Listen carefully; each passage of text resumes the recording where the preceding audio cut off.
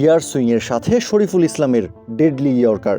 পরাস্ত হয়ে রীতিমতো মাটিতে লুটিয়ে পড়েছেন অজি ব্যাটার ক্যামেরুন গ্রিন। স্পষ্টই দেখা যায় বলটা পায়ে লেগে চলে গেছে উইকেটের পেছনে। ইম্প্যাক্ট লাইনে থাকায় এলবিডব্লিউর জন্য জোরালো আবেদন করে গোটা বাংলাদেশ দল, কিন্তু আম্পায়ার কুমার ধর্মসেনা নাকচ করে দেন বাংলাদেশের সেই আবেদন।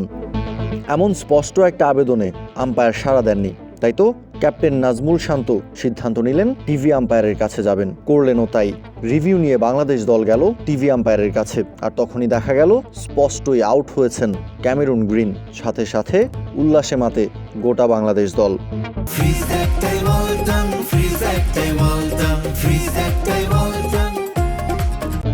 ইতোমধ্যেই অস্ট্রেলিয়ার 9টা উইকেট তুলে নিয়েছে বাংলাদেশ, আর শরীফুলের নামের পাশে উইকেট সংখ্যাটা এক ইনিংসে 7।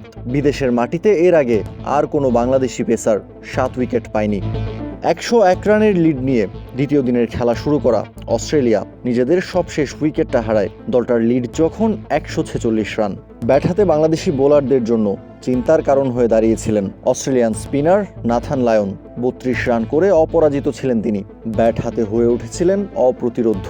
তবে সবশেষে ব্যাট করতে নামা জশ হেজেলউডকে আউট করা গেছে। তাইজুল ইসলামের বলে সাদমানের হাতে ক্যাচ দিয়ে ফিরেছেন মাত্র 6 রান করে। এর আগে প্রথম দিনে ব্যাট করে মাত্র 64 রানে অল আউট হয়ে গিয়েছিল বাংলাদেশ দল। জবাবে ব্যাটিং করতে নেমে প্রথম দিন শেষে 8 উইকেট হারিয়ে 165 রান তুলতে পেরেছিল স্বাগতিক অস্ট্রেলিয়া। প্রথম দিন শেষে অস্ট্রেলিয়া 101 রানের লিড নিয়েছিল।